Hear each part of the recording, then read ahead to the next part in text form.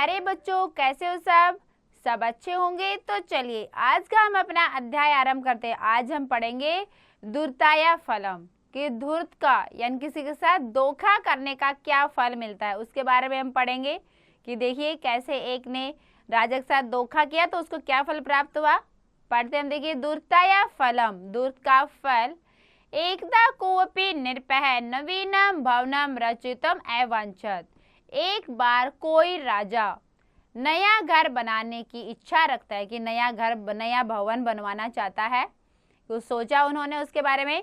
एतदर्थम स एकम कुशलम भवन शिल्पिलम अकार्यत। उसने भवन बनाने वाले के यानी कि घर बनाने वाले एक अच्छे शिल्पी को, एक अच्छे शिल्पकार को उसने बुलाया। तम च सुख सुविधा भी पूर्णम अति मनोहर भवनम निर्मातुम आदिशत।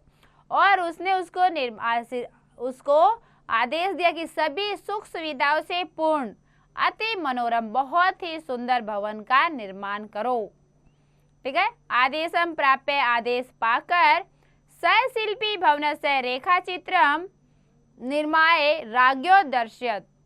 आदेश पाकर, आज्ञा पाकर उस शिल्पी ने भवन का रेखा चित्र यानी कि भवन का नक्शा बनाया और राजा को दिखाया। रेखा चित्र दर्शने संतुष्टो भूपति। रेखा चित्र से संतुष्ट राजा ने तस्मै बहुमूल्य भवन निर्माणम सामग्री अदाप्यत। राजा ने उसको बहुमूल्य बहुत ही कीमती भवन निर्माण सामग्री दी, यानी कि भवन बनाने की कीमती चीजें दी। कालांतर शुभ मुहूर्त निर्माण कार्य प्रारंभ। कालांतर में शुभ मुहूर्त के समय निर्माण कार्य प्रारंभ किया गया। अनेके कर्म करा शिल्पिने च कार्य नियुक्ता अभवत। अनेक कर्म करा यानी कि अनेक सहायक और कलाकार अपने कार्य में नियुक्त हो गए। शनैः शनैः भवनस्य स्वरूपम स्पष्टम अभवत।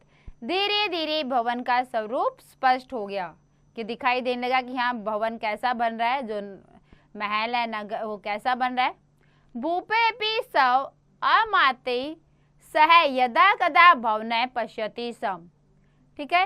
राजा भी जब तब अपने मंत्रियों के साथ भवन को देखने आ जाता था, यानी कि राजा भी कभी कभी भवन देखने आते थे। आगे देखिए, एक बार किसी राजा ने नया भवन बनाने के लिए सोचा। इसके लिए उसने एक कुशल भवन शिल्पी को बुलवाया और उसे सुख सुविधाओं से पूर्ण बहुत सुंदर भवन बनाने का आदेश दिया। आदेश पाकर उस शिल्पी ने भवन का नक्शा बनाकर राजा को दिखाया। नक्शा देखने से संतुष्ट राजा ने उसे बहुमूल्य भवन निर्माण सामग्री दिलवाई। कालांतर में शुभ मुहूर्त में निर्माण कार्य प्रारंभ हुआ। अनेक मजदूर और शिल्पी काम में नियुक्त हुए। धीरे धीरे भवन का स्वरूप स्पष्ट हो गया। राजा भी जब तब अपने मंत्रियों के साथ भवन को देखते थे। आगे देखिए, तस्य नगरस्य एकस्मिन् रमणीयं प्रदेशे स शिल्पी सौख्यम गरम अपि निर्मातिम सम।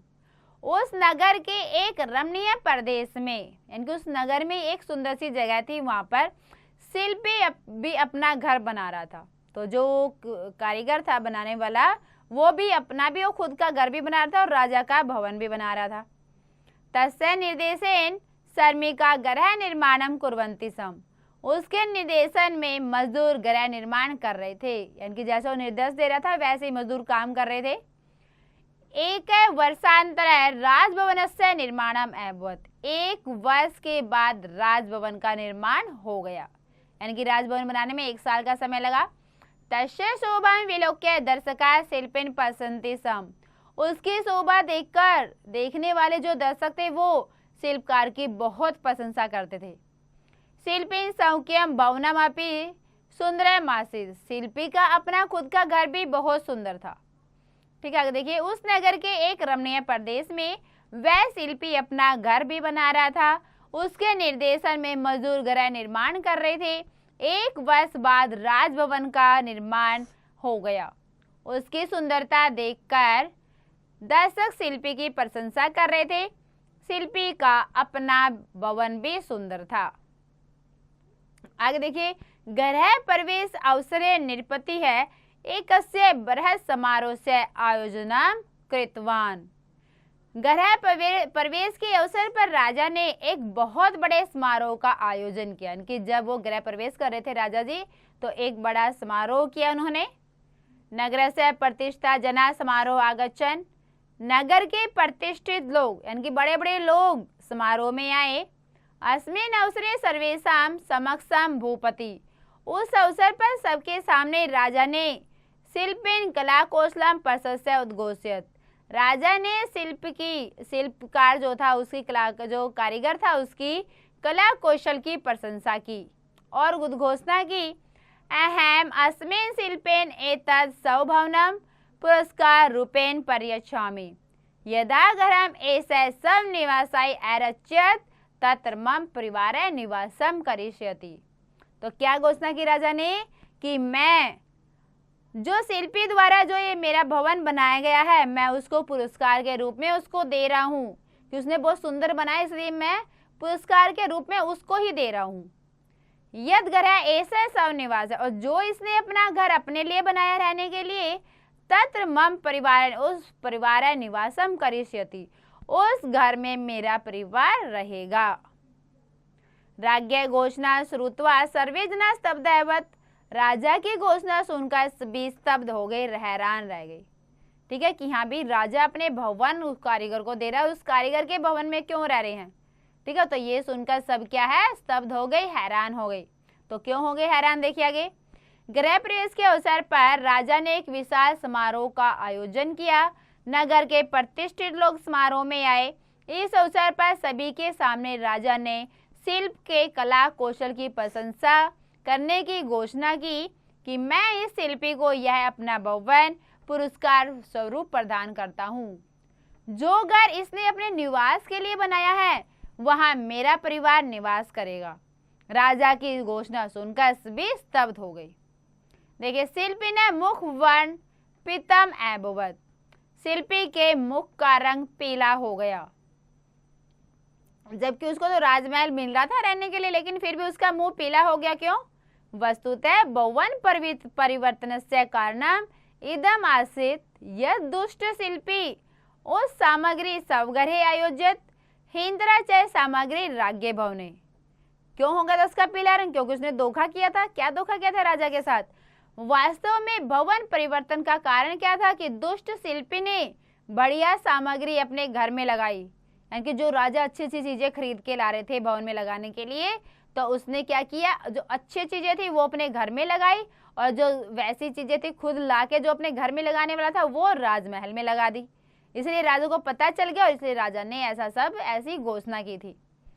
ठीक है, तो दो शिल्पी ने बढ़िया सामग्री अपने घर में लगाई और निम्न सामग्री राजभवन में। शिल्पी ने कपट जालम पूर्व में गुप्ताचरण मुखात ज्ञातवा आसित निर्भय। शिल्पी के कपट को पहले ही गुप्तचरों के मुख से राजा ने जान लिया था। उक्तम ही कहा भी गया है, लोभेन ये नरा मूढ़ा कुर्वन्ति परवचनम कदाचित वंचितो भूत्वा ये प्रयांतो हास्यताम।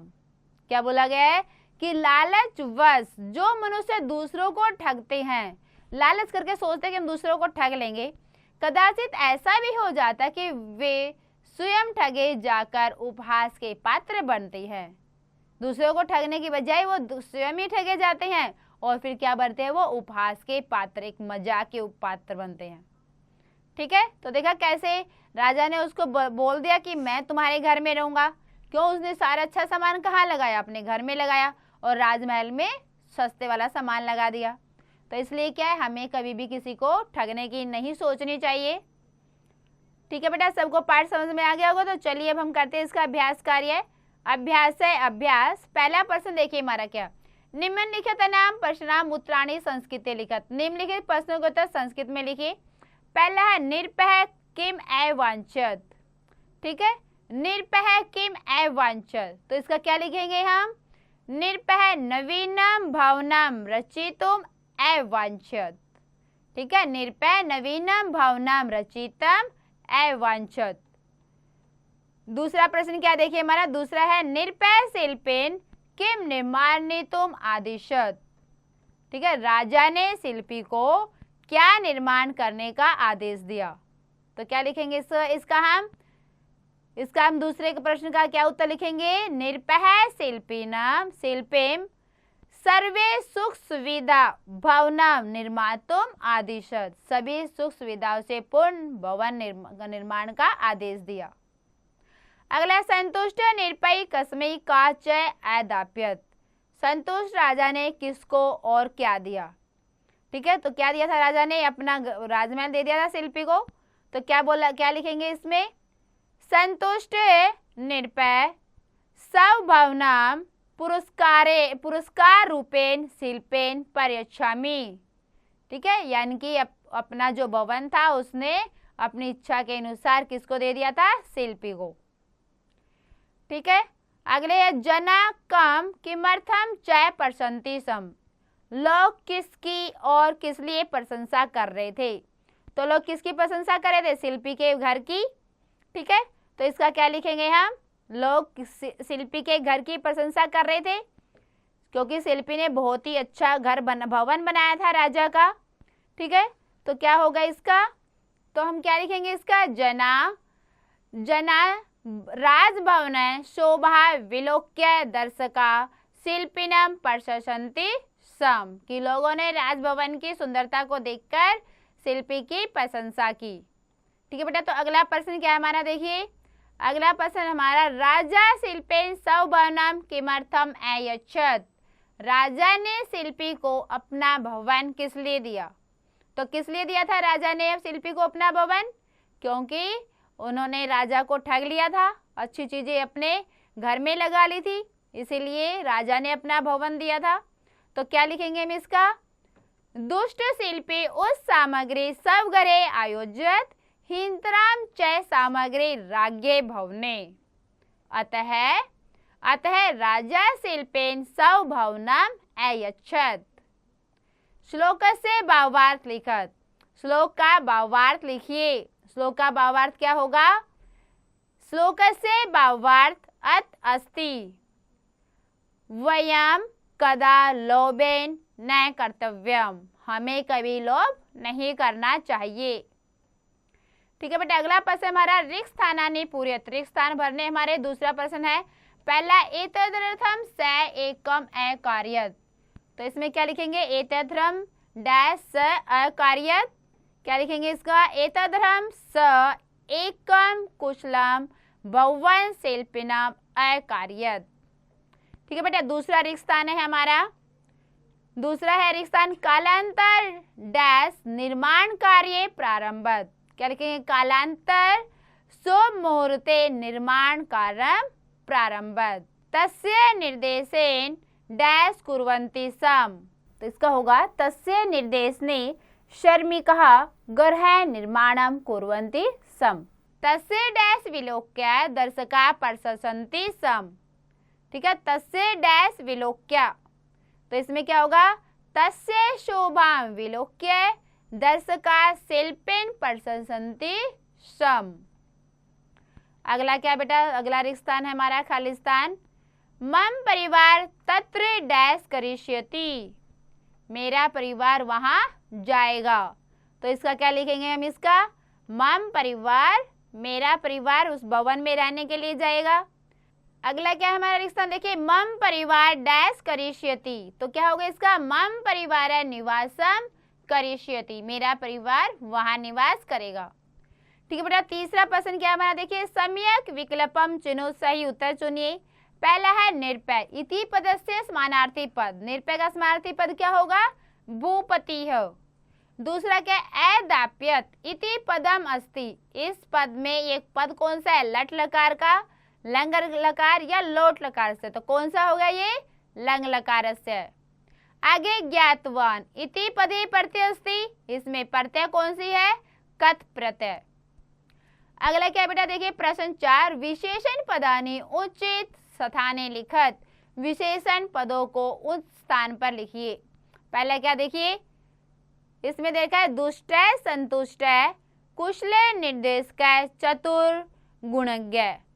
ठीक है, तो यहाँ पर क्या आएगा, निरप है, निरप में क्या आएगा, संतुष्ट, कुशल, निर्देशक और गुणज्ञ। शिल्पी, शिल्पी में क्या आएगा? दुष्ट और चतुर। ठीक है, दुष्ट, चतुर और गुणज्ञ। निरपय में होगा संतुष्ट, कुशल और निर्देशक। और शिल्पी में होगा दुष्ट, चतुर, गुणज्ञ। अगला हमारा प्रश्न 5, वाक्यानि ललित लकारे परिवर्तन। वाक्य को ललित लकार में बदलिए। ललित लकार में यानी कि भविष्यत काल में बदलना है हमें इसको। एक निरपः बहु निर्मातु वांछति सम। तो इसमें क्या लिखेंगे हम? एक निरपः बहु निर्मातुम वांछिष्यति सम। आगे शिल्पी सुंदरम गृह निर्माणम करोति सम। इसका क्या होगा? शिल्पी सुंदरम गृह निर्माणम करिष्यति सम। निरपः एव अमात्यै सह अद्य भवनम पश्यति। इसका क्या लिखेंगे? निरपः सव अमात्यै सह अद्य भवनम दर्शयति। आगे है दर्शका शिल्पेन प्रशंसन्ति। इसका क्या लिखेंगे? दर्शका शिल्पनम प्रशिष्यन्ति। अगला क्या देखिए बेटा? हिंदी में अनुवादम करो, हिंदी में अनुवाद कीजिए। पहला है निरपः नूतनम भवनम रचितुम इच्छति सम।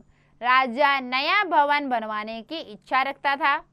दूसरा, भूपति शिल्प ने बहुमूल्य भवन सामग्री अदाप्यत। भूपति राजा ने शिल्पी को बहुमूल्य बहुत ही कीमती सामग्री भवन निर्माण के बनाने के लिए दी। शिल्पी तस्मिन् नगरे एव सौख्यम घरम अपि निर्माण यति सम। शिल्पी उसी नगर में एक अपने भवन का भी, एक अपने घर का भी निर्माण कर रहा था। नरपति शिल्पेन कला कौशलम प्रशंसितम। राजा ने शिल्प की कला कौशल की, हाथ की कला की प्रशंसा की। परवंचना दुखदायी भवति। दूसरों के वचन दुखदायी होते हैं। ठीक है बेटा, 7वां प्रश्न क्या हमारा देगा? समानार्थक। समानार्थक का नहीं पदानी मेले, समानार्थक पद को मिलाइए।